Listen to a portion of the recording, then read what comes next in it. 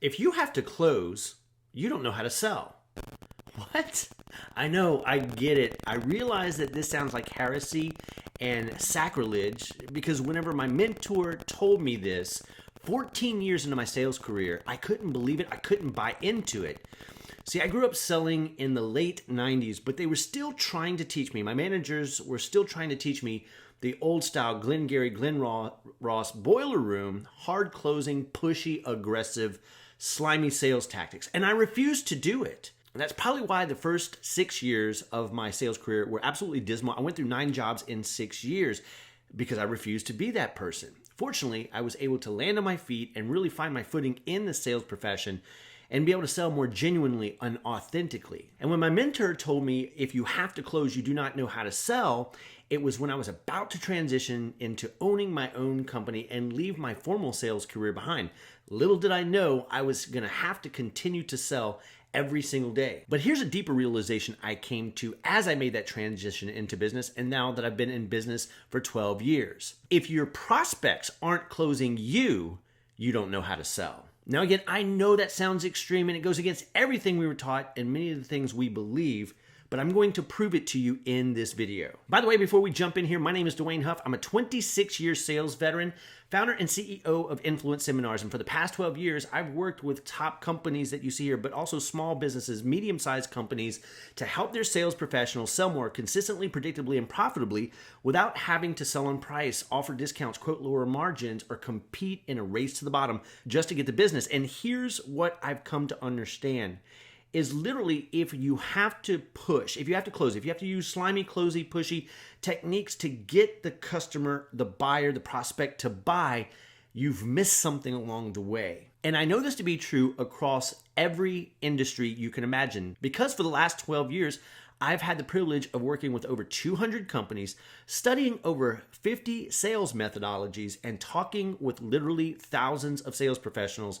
So what I'm going to share with you in this video applies across industry to simple sales, complex sales, short sales cycles, long sales cycles, selling to multiple stakeholders, selling one-on-one, or selling one-to-many. But before I jump into this and am able to do it justice, there's a couple of myths that we need to bust, especially if you believe these myths like I did. Now, I'm paraphrasing here, but I've heard this said time again in some form or fashion. And it's that if you're selling and the customer, the prospect, or the buyer is just buying without any objections or resistance or pushing back, you're not selling, you're just an order taker. And that is simply not true. Another way I've heard it said is when they say no, or when your customer, prospect, or buyer says no, that's when you have to be a good closer. Again, I say no. But to lay a foundation, let's go back to the basics for a minute. I don't care what sales methodology you or your sales professionals have used, have studied, have known. If you are using spin selling, or if you're using the challenger method, or if you're using a sales methodology taught to you by a company or by a training company, a sales speaker, a sales trainer, you can really boil it down into these 4 steps. I use this acronym LEAD because it's a principle and a philosophy that I believe we should be leading our customers through the buying process to make the right decision that's in their best interest. But it's also a step-by-step model. The L stands for listen to learn. And we all know that salespeople don't do as good of a job as active listening as they possibly could. They're listening to answer, not listening to understand or to learn. But here's the thing. Buyers don't buy when they understand the seller. They buy when they feel understood. So it becomes vital that we make that our priority.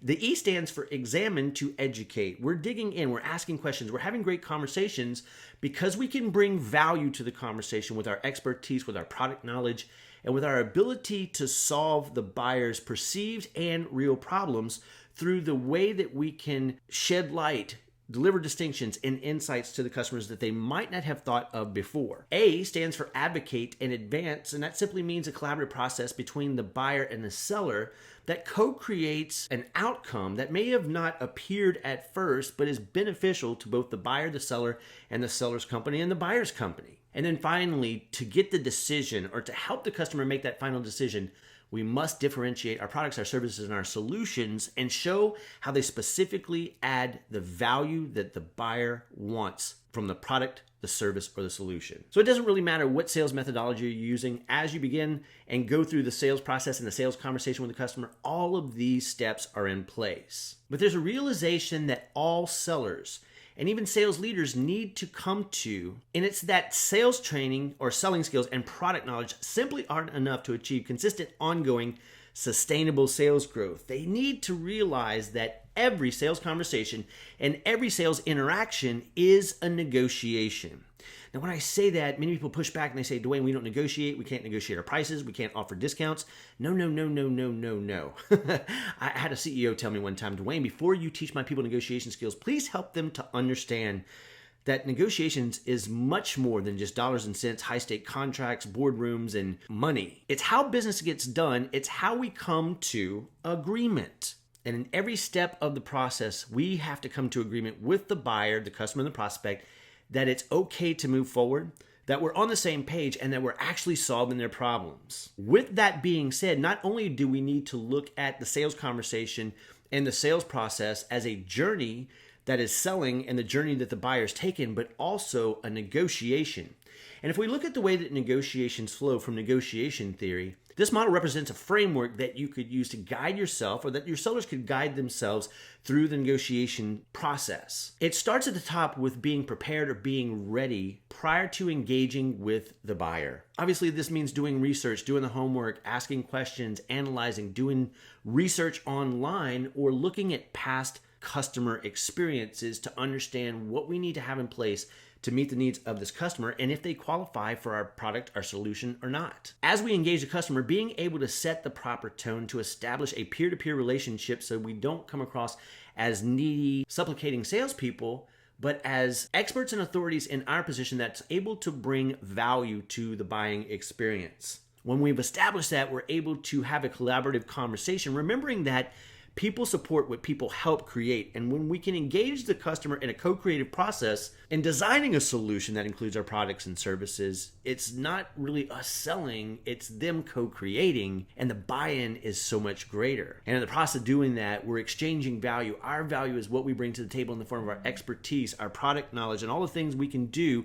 to help the customer consider their challenge and understand their problem on a deeper level so that we can help bring it to resolution. And when that all happens, our goal is to reach a win-win outcome or an agreement that serves the customer and helps us to offer a product and solution to meet their needs. Finally, far too many salespeople don't do this, at least not consistently. It's time to reflect and see why it is we won the deal so that we can carry that forward, or why it is we failed to win the deal so that we can learn from those mistakes. Unfortunately, in the sales world, we're so busy, we go from deal to deal to deal to deal without ever really stopping to consider where our victories, where our successes, where our opportunities, and where our losses are. Because many times those are painful and we don't want to look at them because we have to self-evaluate.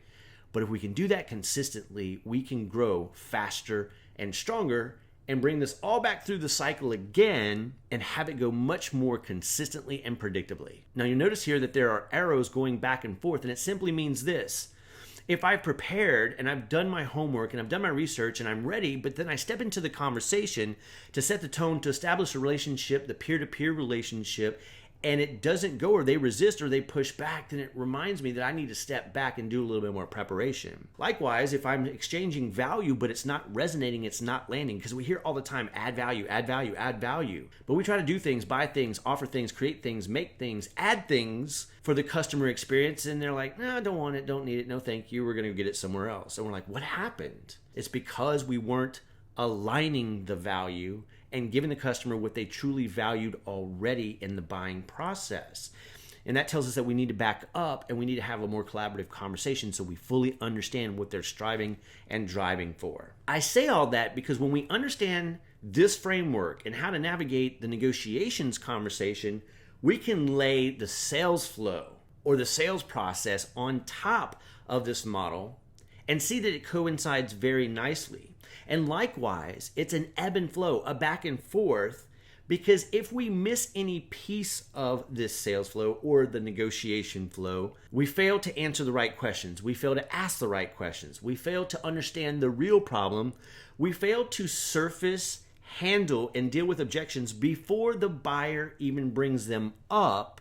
And when we get to the end of the cycle where we're trying to differentiate to get a decision, that's when the pushback, the objections, and the stall happens. But if we would have done each one of those steps successfully from the very beginning, by the time we get to the point of differentiating to get a decision, the customer's leaning in and closing us. With things like, how do we get started? What's the next step? That sounds great. And all of those other buy-in signals that so many salespeople fail to pick up on because they're so focused on closing the deal. When you approach the sales process as it is a true negotiation every step of the way, and you're able to use this framework to ebb and flow and to put it on the background of the selling process that you're using, you come to realize that if you do your job from the very beginning, you do it thoroughly, you fight for the customer's win and build a solution, co-create a solution that solves their real problem, and they're on board every step of the way, there's no need to push, to close, to use closing tactics. It's simply a matter of making the offer so logically obvious and so irresistible that the customer, buyer, and prospect leans in and says, this sounds great. How do we jump in? Listen, I really hope you enjoyed this video. And if you did, please run over to my website, sellingwithinfluence.com. And if you're a seller, grab the free training that I've created. Or if you're a sales leader, sales VP, sales manager, grab the free training and send it out to your salespeople. Or in your next sales meeting, play these videos for them and open a discussion about what they learn and the distinctions and insights they'll gain by infusing this into the selling process will be truly rewarding. Not only will they get quick wins, but they'll be able to sustain those results over time. Another option, if you're ready, schedule a complimentary consultation. Just grab a spot on my calendar and we can do a strategy call to help you apply the principles and methodologies in the free training into your current sales process. So you don't really have to change what your salespeople are doing. You can just infuse these principles in there and help them tweak so they can get better results for their efforts. A third option is just to simply give us a call or text if you're ready to have a conversation about how we can serve you and train your people, supporting your efforts to help them win. Or just send us an email at info@influenceseminars.com. It's been a joy to create this video for you. I really hope it served. If it has, please forward it to one of your colleagues and let us know how we can better serve you. Stay tuned, more great content coming your way.